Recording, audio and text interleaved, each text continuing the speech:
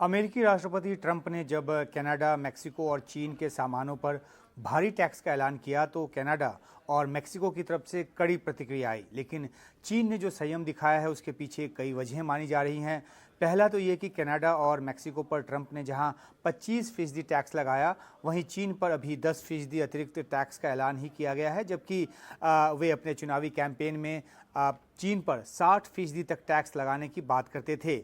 हो सकता है कि ये उस दिशा में आगे बाद में बढ़ें, लेकिन फिलहाल 10% अतिरिक्त टैक्स का जो ऐलान है वो अपेक्षाकृत कम उकसाने वाला कदम है। हालांकि चीन के वित्त मंत्रालय की तरफ से शुरुआती प्रतिक्रिया आई, जिसमें कहा गया कि ये वर्ल्ड ट्रेड ऑर्गेनाइजेशन के नियमों का सरासर उल्लंघन है और चीन जो है वो अपने हितों की रक्षा के लिए जो भी एहतियाती कदम है वो उठाएगा। लेकिन ये प्रतिक्रिया उस तरह की कड़ी नहीं है जैसा कि मेक्सिको और कनाडा की तरफ से दिखाई गई। इन दोनों देशों ने तो जवाबी कदम के तौर पर अमेरिकी सामानों पर 25% टैक्स लगाने का ऐलान भी कर दिया। दरअसल चीन अमेरिका के साथ वो खिड़की खोलकर रखना चाहता है, जिससे कि टैक्स वॉर जो है वो बहुत अधिक न बढ़ पाए। वो भी एक ऐसे समय में जब चीन की अर्थव्यवस्था खुद मंदी के दौर से गुजर रही है। कई तरह की चुनौतियां जो हैं वो चीन की अर्थव्यवस्था के सामने हैं। एक अहम बात यह भी है कि चीन पर ट्रंप ने जो टैक्स लगाया है उसके केंद्र में व्यापार संतुलन जैसी बात नहीं है, बल्कि चीनी सप्लायर्स की तरफ से जो फेंटानिल व्यापार को नियंत्रित करने की बात जो है वो इसके केंद्र में है।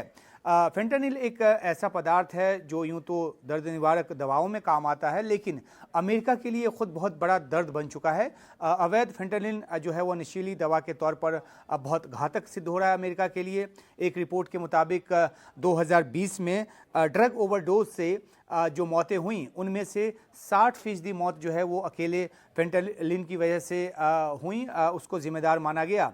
अमेरिका चीन को इसका बड़ा स्रोत मानता है। हालांकि चीन की तरफ से साफ तौर पे कह दिया गया है कि फेंटानिल जो है वो अमेरिका की समस्या है, यानी कि चीन इससे अपना पल्ला झाड़ने की कोशिश में है।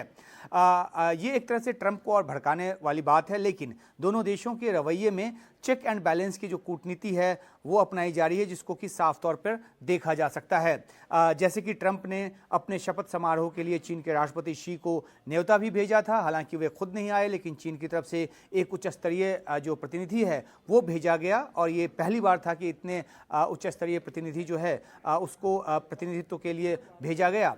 ट्रंप और शी के बीच फ़ोन पर लंबी बातचीत भी हुई और ये भी एक वजह माना जा रहा है कि ट्रंप ने टैक्स को अभी कम ही लगाया है और चीन की तरफ से अधिक कड़ी प्रतिक्रिया जो है या जो रवैया है वो नहीं दिखाया गया है। ट्रंप बार बार ये भी कहते रहे हैं कि रूस यूक्रेन जंग रोकने में चीन मददगार साबित हो सकता है। उनके जो इस तरह के बयान हैं ये भी चीन की लीडरशिप को अहमियत देती हैं और उनको कहीं ना कहीं संतुष्ट करती है और इस तरह दोनों देश जो हैं वो टैक्स जंग के मुहाने पर खड़े होकर भी फूंक फूंक कर कदम आगे बढ़ाते नजर आ रहे हैं।